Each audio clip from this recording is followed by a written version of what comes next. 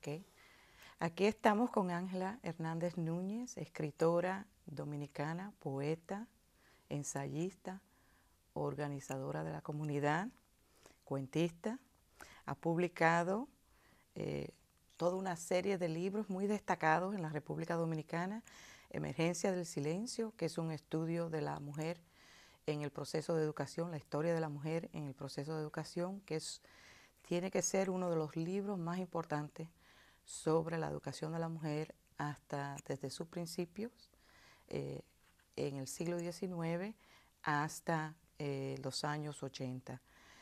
Publicó Alótropos, una colección de cuentos de 1989, Masticar una rosa, otra colección de cuentos en el 93, Arca espejada, poesía del 94, Telar de rebeldía, colección de nuevo de poesía del 98, Piedra de sacrificio, una colección de cuentos que recibió el Premio Nacional en la República Dominicana en el año 1998. Y su último título, no su último, el más reciente, Mudanza de los Sentidos, es una novela que acaba de recibir el Premio Cole de novela corta del año 2001.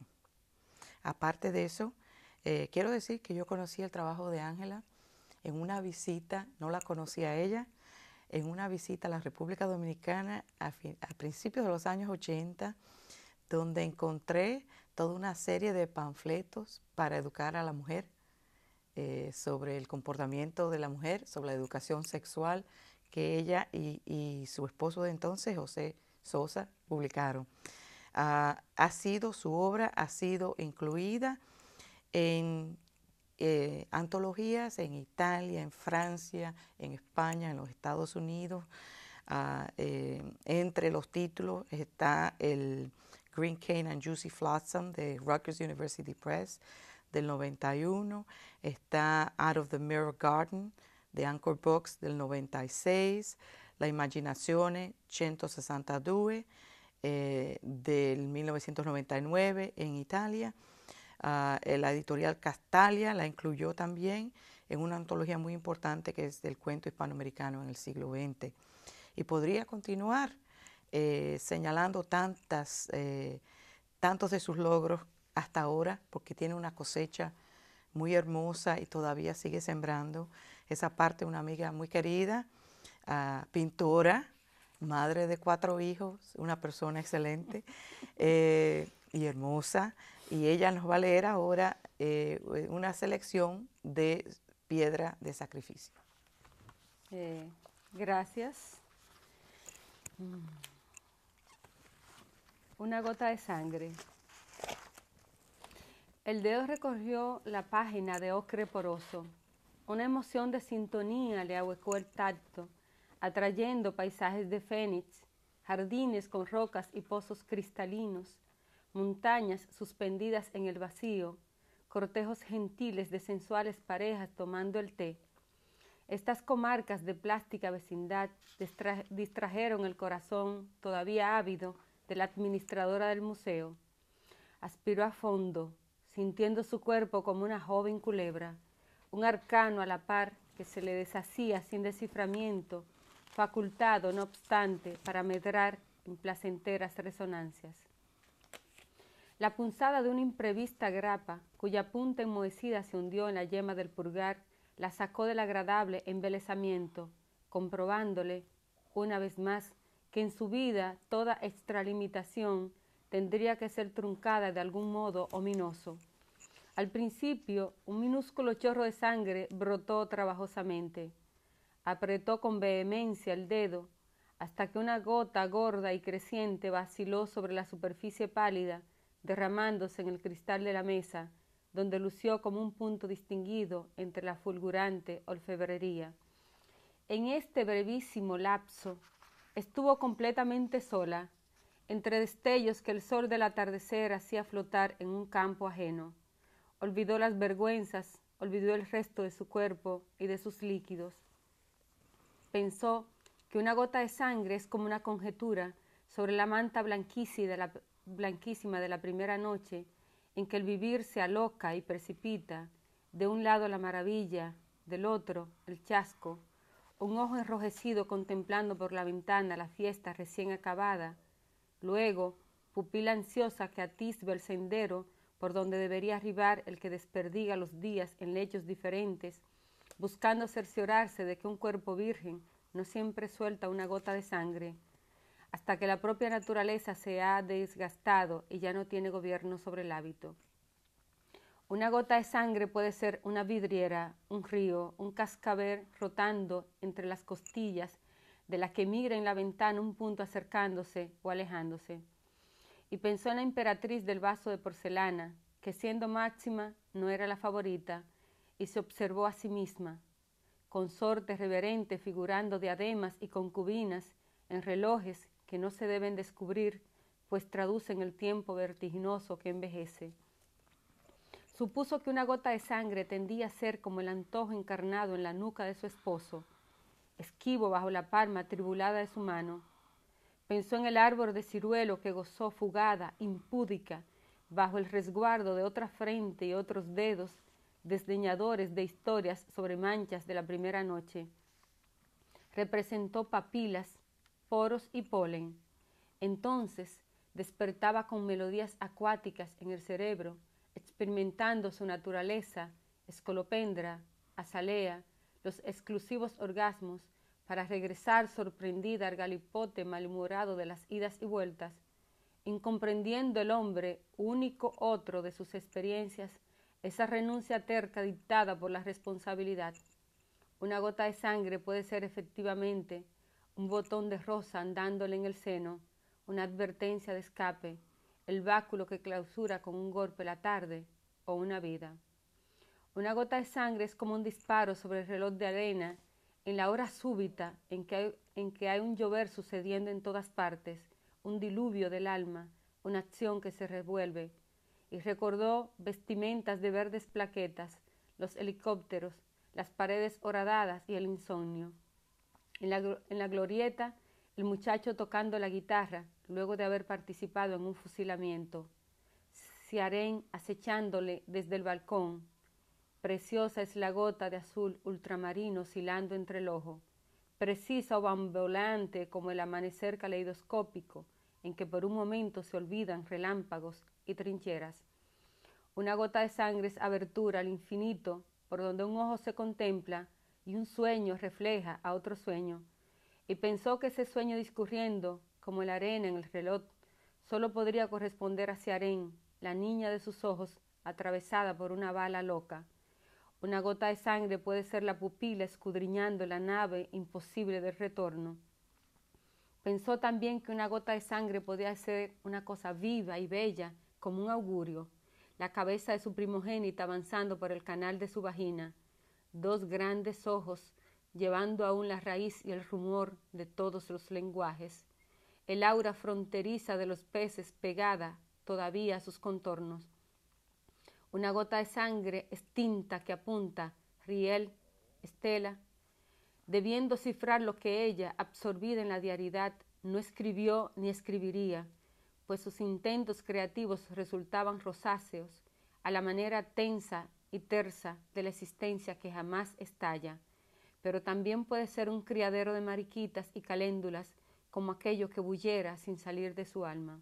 En fin, una gota de sangre es una chispa que sale o queda inmanifiesta, y pensó en el libro de citas, en las polémicas audaces fluyendo por corredores bañados de ácido y en las venas del cielo abriéndose en sombras, los cercos y cerdos, el cráneo de Eduviges sumida por la pedrada de un camarada, requiem, fraternidades, laminado de sesos, los extremistas tomando por maestros a sus otrora carceleros, el rojo casi metafísico, las consignas y requisiciones, el summa cum laude estudiante desangrándose ante los hijos, las manos blancas garabateando sobre las lápidas, Rivera, el espía esmirriado entre los árboles oscuros sometido a juicio sumarísimo, los ciertos radicales procurando totos perfumados, la fuente, el parque, Regina Angelorum, banderas en los bolsillos, creyó que todo eso no era más que sustrato de la época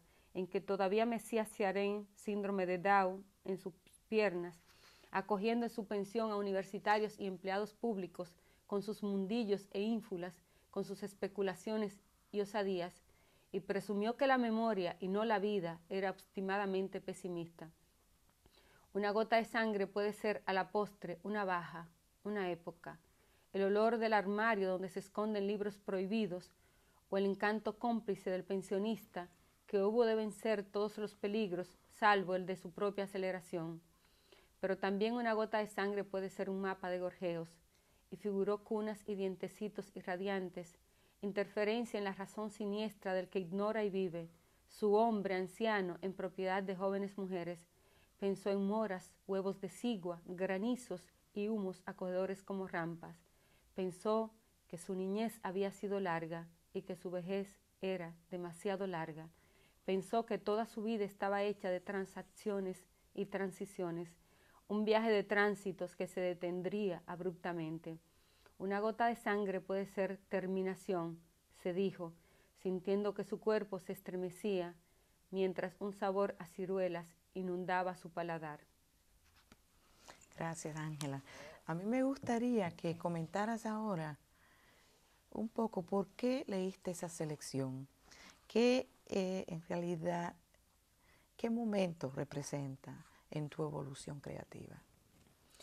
Yo escogí leer este cuento que es representativo de una parte de mi narrativa, porque cuando yo decidí hacer ese tipo de cuentos, yo creo que es el momento de asunción de mí misma como creadora, es un momento de conciencia sobre la libertad que me corresponde como creadora, y es un punto también de conciencia de que la creación es algo participativo y en proceso en el cual quien está leyendo debe también involucrarse y participar. Y digo que es un momento de conciencia de libertad, de mi libertad como creadora, que me parece que es lo que define a una creadora o a un creador, porque es el tipo de texto que yo encuentro muchas personas que me dicen que lo han tenido que leer varias veces, que le da cierta dificultad, o personas que al leerlo tienen una interpretación bastante diferente a la que yo pude tener al escribirlo. O sea, es el tipo de texto que abre un abanico de sugerencias y al mismo tiempo ese abanico de sugerencias es una puerta de participación de quien lee con su vida, con su subjetividad, con su visión, con sus dudas. Hay otro tipo de narrativa, otro tipo de manera de hacer narrativa dentro de mi propia narrativa, que es, digamos, más lineal, responde más a la forma tradicional de hacer un cuento, por hacer un texto narrativo. Entonces, en este tipo de texto, yo digo que yo me doy el lujo de hacer algo en lo que no tengo que preguntarme si yo tengo seguridad o inseguridad, porque sé que simplemente es mi expresión libre y es donde puedo crear algo que tiene una multiplicidad de acercamiento. Y a mí me fascina trabajar esa apertura a nivel literario, porque yo creo que la vida siempre está demandándole a uno esa apertura, ese desplazamiento de límites, esa revisión de las mismas referencias que uno tenga, y que es la única manera también en que cada persona con su existencia puede ir aportando como su propia visión y además experimentar la sensación de cuán vasto es un ser humano, el pensamiento, el espíritu de un ser humano, ¿no? Iba a comentar que hay varias frases dentro del cuento que se quedan con uno. Sí, Una para mí es esta de tener un corazón todavía ávido, sí. ¿verdad? Y el tiempo, ese sentir esa sensación del tiempo, ¿verdad? Vertiginoso que envejece. O sea que hay una preocupación de tiempo, una preocupación, o no tanto una preocupación, sino que se siente eso de, ¿cómo es eso de tener un corazón todavía ávido? ¿Qué implica esa frase? Bueno, en cierta medida no lo había pensado, pero es un apunte muy inteligente, porque tal vez ahí está todo lo que yo estoy diciendo, o sea, el sentido de libertad de la persona tal vez está cifrado en tener un corazón siempre despierto, en independizarse del tiempo cronológico, en sentir tal vez que su conciencia, voy a decirlo con un verso de Luar, es un pájaro más grande que los vientos. Eh, entonces, no quiero usar la palabra juventud porque sería volver a caer en la trampa del tiempo cronológico, pero eh, esa apertura irremediable, ineludible que hay en cada corazón humano y que la cultura y el mismo aprendizaje de la vida está tan empecinado en tapiarla, en enmohecerla, en, en ponerla como algo que pierde elasticidad con el tiempo. Entonces aquí, por ejemplo, ese personaje que era administradora de un museo, en una sugerencia física, que es una gota de sangre de ella misma, ella puede ver como el espejo de toda su vida y de toda su época en algunos instantes y puede experimentar lo que es su tiempo especial, que es el tiempo que la ha marcado, que el tiempo que ha escrito en ella, ¿no? Y ella puede experimentar, por ejemplo, el sabor de su sangre, que se parece al sabor de los ciruelos, y que se parece al sabor de la vida, y que se parece al sabor de los tirones que da la vida, ¿no? Entonces es una sensación que en esa precipitación podría verse la muerte de ella, pero en esa precipitación también puede verse la liberación de su vitalidad. Sí. Entonces, por eso esa frase es una frase clave. Tanto la precipitación del tiempo, es un tiempo que se precipita cronológicamente para dar lugar a una sucesión distinta en la que su conciencia, y más que su conciencia, es una experiencia mínima en la que, una experiencia casi poética, vamos a decir, ¿no? Una experiencia de suspensión en la que ella puede experimentar el poder de su vitalidad, ¿no? Entonces esos dos elementos son clave. Su corazón todavía ávido de salirse de los esquemas y de las trampas y de lo que han sido trampas en sus vidas, ¿no?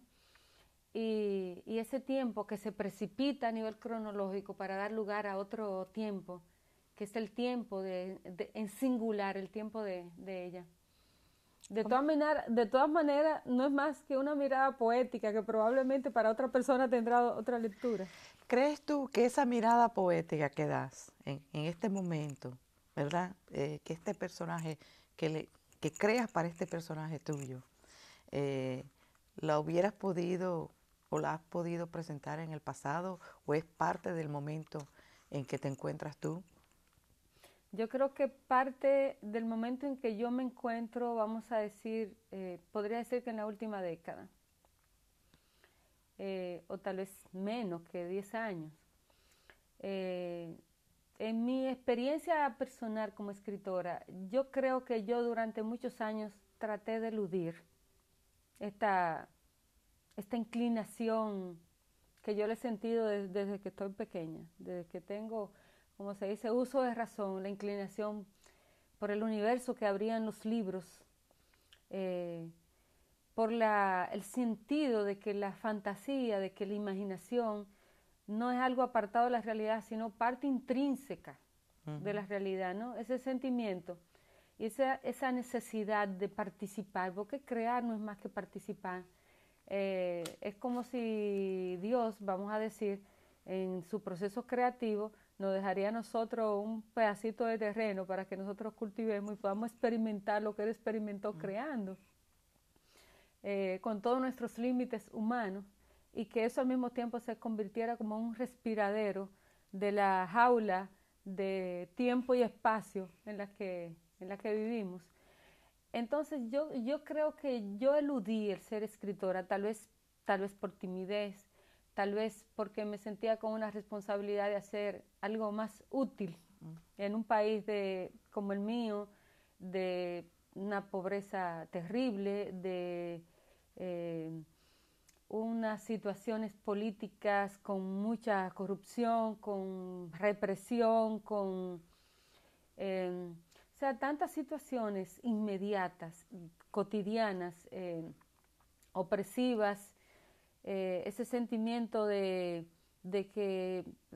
compromiso, de que había que aportar algo, y en un tiempo, vamos a decir, que yo estoy en los 70, que estoy casi todavía un adolescente, todo el discurso predominante de la época que desmeritaba bastante lo que podía ser el trabajo creativo, y parecía que había que hacer una cosa que resolviera problemas muy inmediatos, ¿no?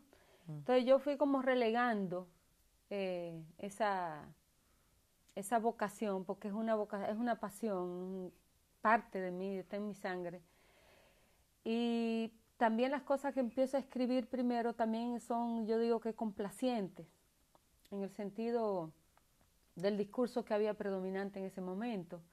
Es como complacerme yo escribiendo, pero al mismo tiempo complacer las expectativas de la gente con la que yo me movía en ese momento, y que valoraban algo, si un trabajo literario, si tenía una entonación bien social, pero si no tenía una entonación de ese tipo era desvaluado. Entonces yo empiezo a crear como en ese mundo. Yo siempre he dicho que tuve que hacer muchos divorcios antes de asumir que yo iba a escribir contra viento y marea, porque no podía eludirlo más. Te iba a preguntar cuándo, en qué momento, en medio de todos los divorcios, vamos a suponer divorcios entre comillas, ¿verdad? ¿Cuál fue el momento para ti en que encontraste ese terrenito, ese territorio, ese conuquito en que ibas a cosechar esa voz propia tuya? ¿Pasó algo en tu vida que tú puedas recoger como una cosa, un momento definitorio, o fue sencillamente tu evolución paulatina? Yo creo que los dos factores. Pasaron situaciones en mi vida que me pusieron de frente a redefiniciones, redefiniciones profundas a nivel de visión de la vida, a nivel de visión política, a nivel de visión personal de mi propia realidad como persona, que no está desvinculada de la sociedad, pero que también es una persona como tal, ¿no? Y también iba habiendo una evolución. Ese asumirme no fue de un día para otro, ¿no? Yo tuve que irme desprendiendo de un lenguaje de cliché que yo había aprendido, y ir desarrollando una intimidad con el lenguaje que fue paralela y confluyente con la recuperación de una cierta libertad personal. Mi experiencia de relación con el lenguaje es mi experiencia de libertad también, ¿no? De libertad a nivel existencial, vamos a decir, ¿no? Y eso me parece que puede ser una cosa bien interesante pensarla, porque tal vez no es mi caso único, sino el caso de otras personas. En el 88 llegó un momento en que yo estaba tan fatigada, incluso creían que yo tenía algo que llama fatiga crónica, yo siento que había trabajado tanto y estaba tan ocupada y mis hijos estaban pequeños y el esfuerzo de trabajar fuera de la casa, de mantenerlo a ellos, de hacer la transición de una carrera que estudié y que después yo dije no la voy a ejercer y formarme en otra área autodidácticamente para sobrevivir y responder a las demandas que tenía en términos de participación política y social y trabajar durante el día 8 horas, todo eso me produjo un agotamiento tan grande que a veces a las 9 de la mañana yo me estaba durmiendo donde estaba, ¿no? Entonces me dieron una licencia médica y después de hacerme todos los análisis creían que era un problema del hígado, creían que era fatiga crónica y no salía con nada físicamente, ¿no? Entonces me mandaron un mes de descanso y en ese mes yo me pasé por primera vez, yo decía a gozar la enfermedad, voy a disfrutar la enfermedad. Claro. Entonces en ese tiempo, en ese momento yo escribí un cuento que se llama Cómo recoger la sombra de las flores y para mí ese es un momento de cambio, es un momento en que yo empiezo a apreciar la relación entre la imaginación, la libertad y lo que yo soy como persona también en singular. Y yo diría, eso fue en el 88, que ese cuento marcó el inicio de lo que era una asunción más como escritora, o sea, de algo que yo no podía eludir, que era parte de mí misma. Y yo creo también que nosotras, mujeres de países pobres, con todas las precariedades que crecemos y que nos desenvolvemos a nivel de acceso a libros, a nivel de tiempo, a nivel de formación, y no solamente eso, sino todas yo no voy a decirles complejos, vamos a decirles las complejidades que emanan de una identidad que crece con toda esa autopercepción de yo soy de un país pobre, yo soy de un sector pobre.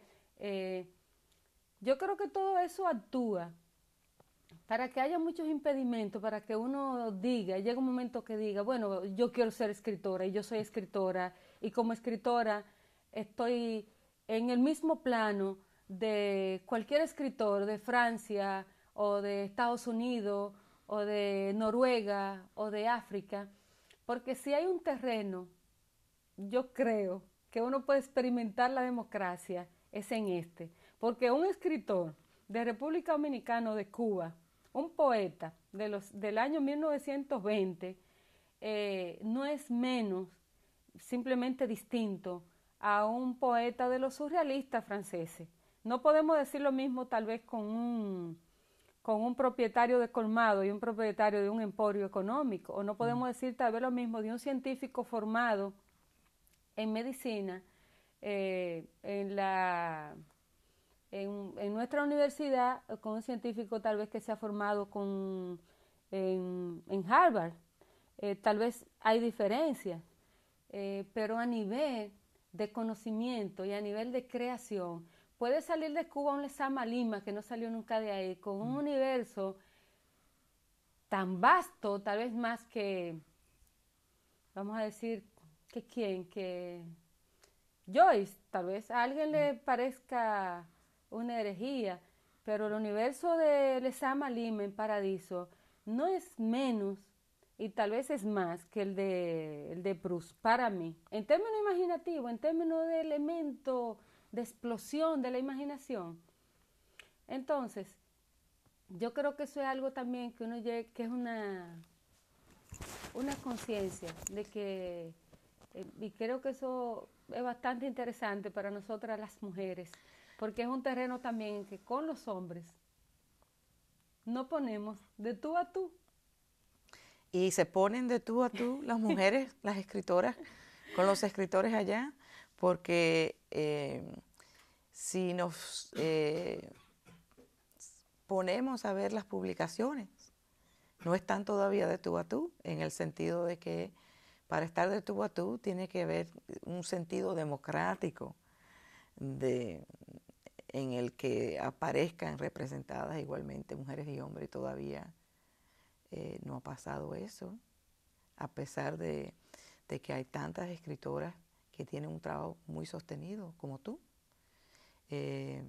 Se continúa muchas veces la trayectoria de poner una, dos o tres mujeres.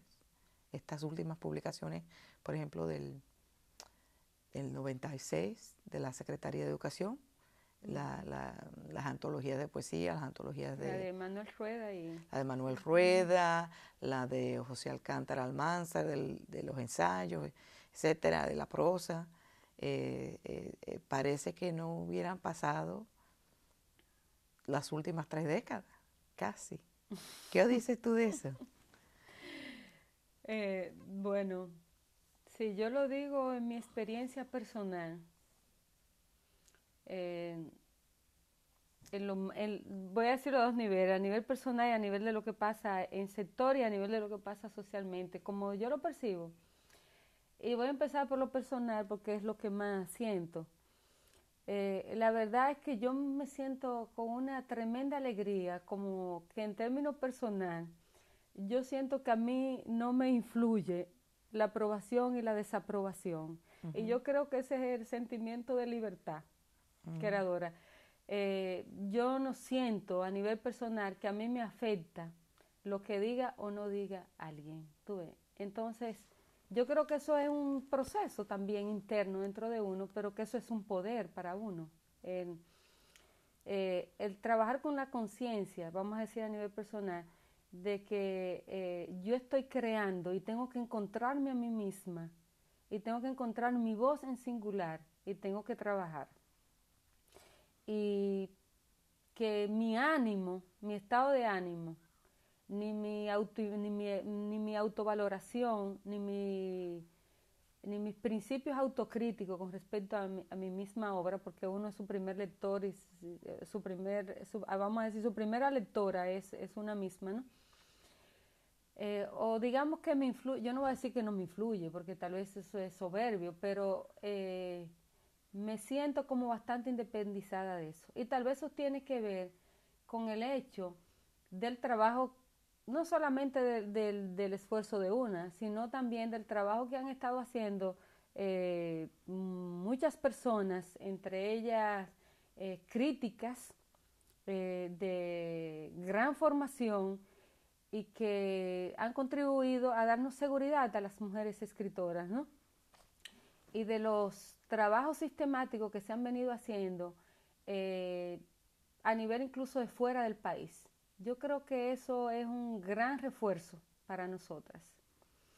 Lo que pasa a nivel social, bueno, yo a veces tengo la sensación, yo digo, pero acá esto es como una marea, en términos de cómo logremos nosotras hacernos visibles para los otros creadores y para los críticos y para los que hacen antologías. Yo digo, esto es como una marea. A veces tengo la impresión de que sí, que somos visibles por fin, pero luego me encuentro con una realidad que digo, bueno, pero estamos igual que hace 20 años, ¿no? A veces estoy en un círculo de personas que tengo la sensación de que hemos avanzado mucho en ese sentido, y en otro momento estoy en otro círculo que yo digo, bueno, pero estamos yo creo que más atrasados. Y eso se da incluso con los intelectuales nuestros.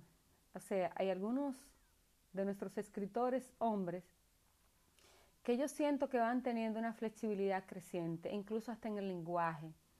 Se preocupan por visibilizar a las mujeres. Pero hay otros que, Dios mío, es... Bueno, a mí lo que me preocupa, no que me preocupa, ¿verdad? Una de las grandes inquietudes que tengo es que la cultura...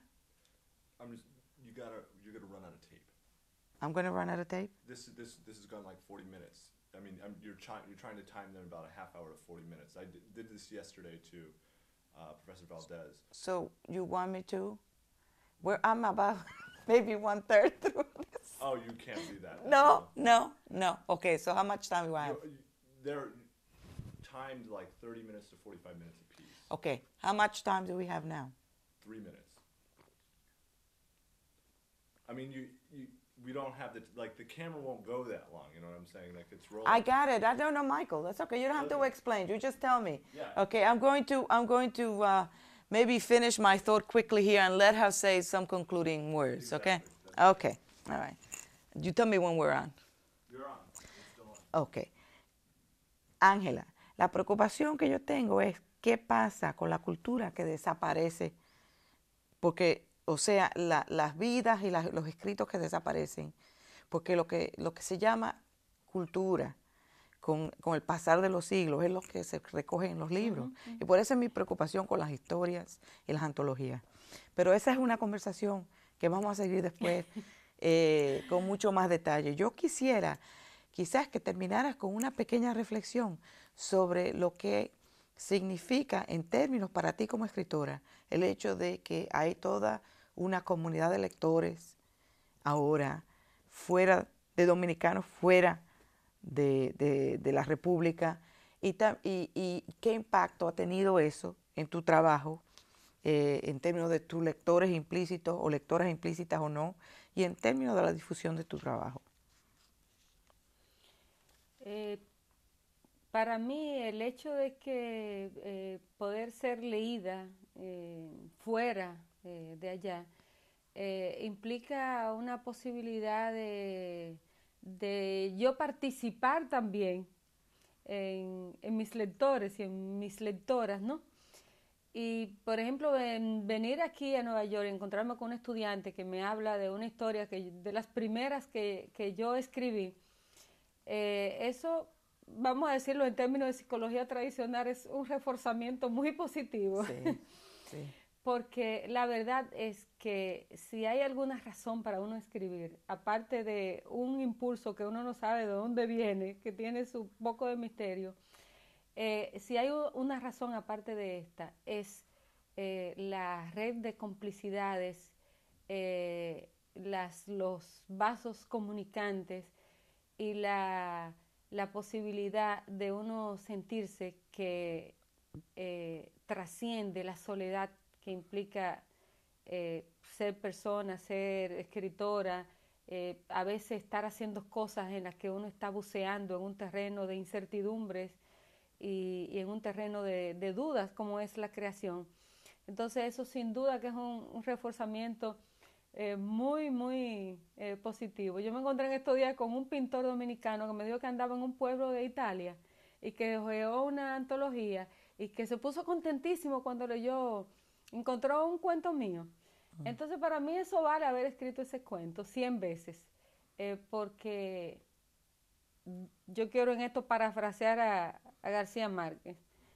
Si hay algo en lo que yo estoy muy segura, es que yo escribo para que me quieran más mis amigas y mis amigos, y para comunicarme con ellos, y para decirles a ellas y a ellos todo lo que mi timidez y mis límites humanos no me impiden decirle y transmitirle en una comunicación, en una conversación. Yo se lo estoy transmitiendo ahí, y yo quiero sentir que ese regalo de mi ser para los seres con los que yo comparto este tiempo y este espacio, y que es un regalo que yo lo doy y que agradezco mucho el afecto y lo que viene de allá para acá. Muchas gracias, Ángela.